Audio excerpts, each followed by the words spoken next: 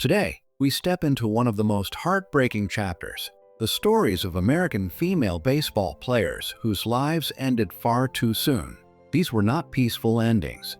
Some were sudden tragedies, others came after painful battles off the field. These women had fought their way into a sport that rarely opened its doors to them. Some were at the very peak of their playing careers, some had retired after making history, and some were only just beginning to rise.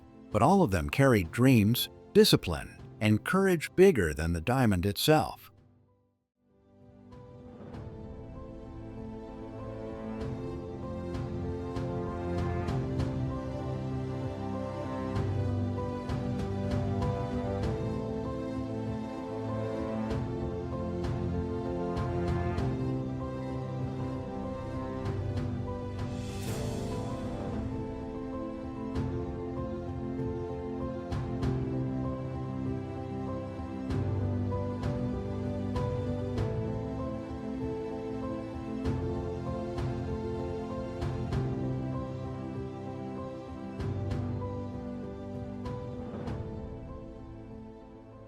Dorothy "Dottie" Kamenshek, the beloved American baseball player who redefined what women could achieve on the field, passed away on May 17, 2010, at the age of 84 in Palm Desert, California.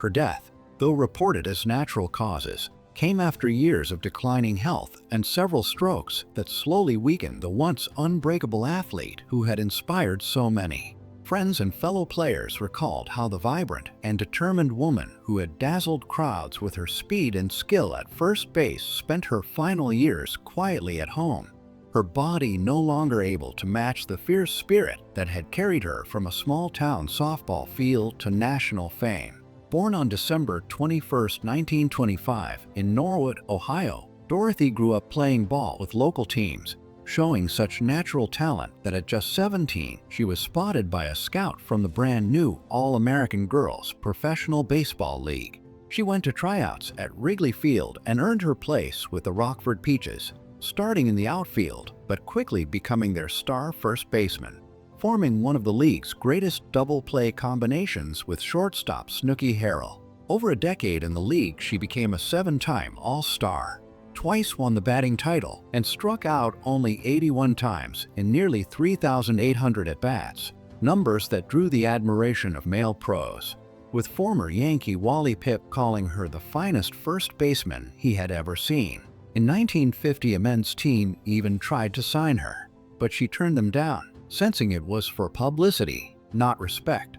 After back injuries forced her retirement in 1952, she devoted herself to education, earning a physical therapy degree from Marquette University and spending decades helping children with disabilities in Ohio and Los Angeles, rising to Chief of Therapy Services before retiring in 1980. Even after leaving the game, her story endured. She was honored at the Baseball Hall of Fame, named one of the 100 greatest female athletes of the 20th century, and became the real-life inspiration for the lead character in the 1992 film A League of Their Own.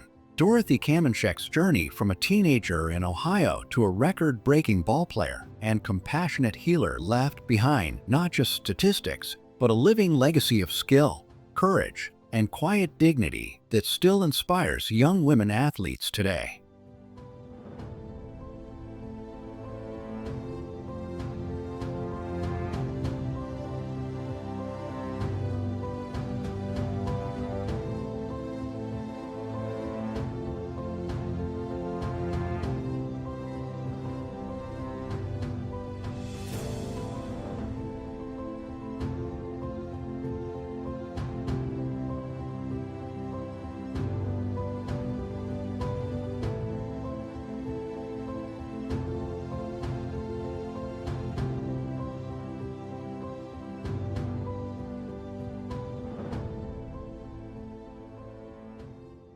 Toni Stone, the groundbreaking American baseball player who shattered gender barriers and carried the spirit of determination onto fields where women had never been welcome, passed away on November 2, 1996, at the age of 75 in Alameda, California. Her passing from heart failure came quietly in a nursing home after years of living in Oakland, caring for her much older husband until his death, and then facing her own slow decline. Yet even in those last months, she was remembered as the woman who never stopped talking about the game she loved, the feel of the glove in her hand, and the roar of the crowd when she proved the doubters wrong. Nurses who saw her in those final days recalled how she still kept a well-worn baseball by her bedside and lit up whenever visitors asked about her playing days. And friends say her voice would soften when she spoke about the nights she rode buses with the team, hungry and exhausted but proud to be out there making history. That bittersweet ending underscored how the world only began to appreciate her full contribution when her own life was quietly fading away.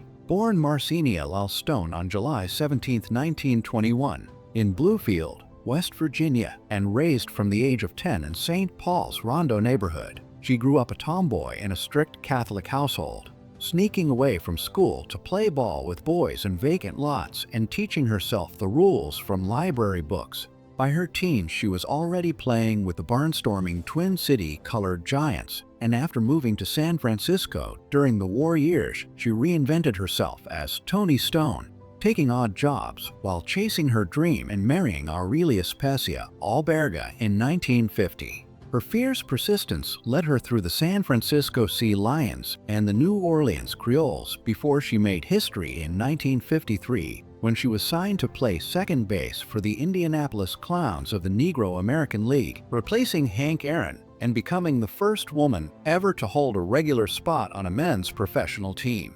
She faced taunts from the stands and rough treatment on the field, but refused to be a novelty, wearing the full uniform, keeping a solid average and drawing record crowds.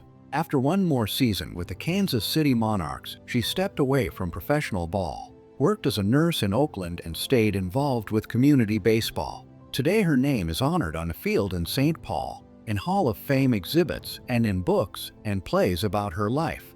A lasting legacy of a woman who broke barriers and changed the game forever.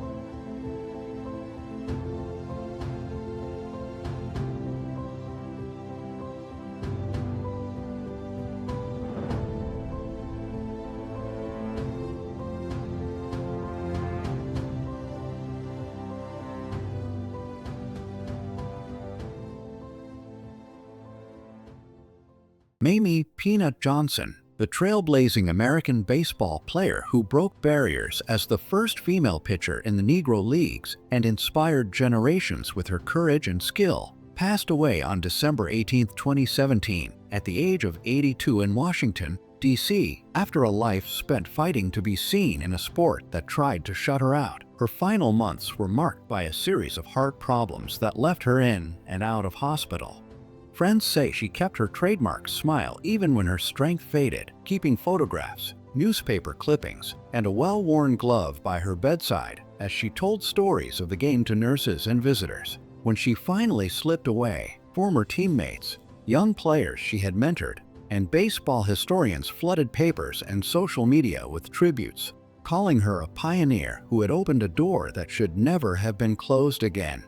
It was a quiet but profoundly sad end for a woman who had spent her youth defying expectations. And even in those last days, her mind returned to the roar of the crowd, the sting of a fastball in her small hand, and the pride of proving every doubter wrong. Born Mamie Belton on September 27, 1935, in Ridgeway, South Carolina, she grew up first with her grandmother and then with relatives in New Jersey after her parents separated, making her own bats out of tree limbs and sharpening her arm by throwing rocks at birds perched on fences.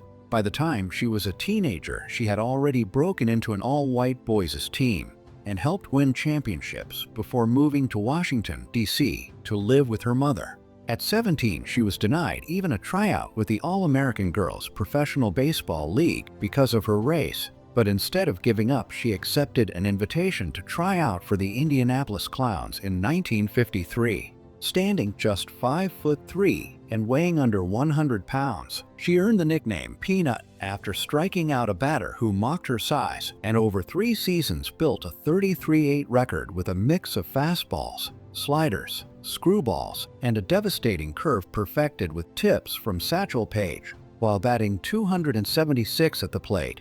Though promoters tried to use her as a novelty to sell tickets, she proved night after night that she belonged on the mound and not as a sideshow. After retiring from baseball at 19, she earned a nursing degree from North Carolina A&T State University, built a 30-year career at Sibley Hospital in Washington, raised her son Charles, and later helped run a Negro Leagues memorabilia shop while coaching youth baseball and keeping the history alive. Honored at the White House, drafted ceremonially by the Washington Nationals in 2008, and celebrated with a Little League and a plaza bearing her name, Mamie Peanut Johnson's story remains a powerful reminder of talent, resilience, and quiet dignity in the face of exclusion.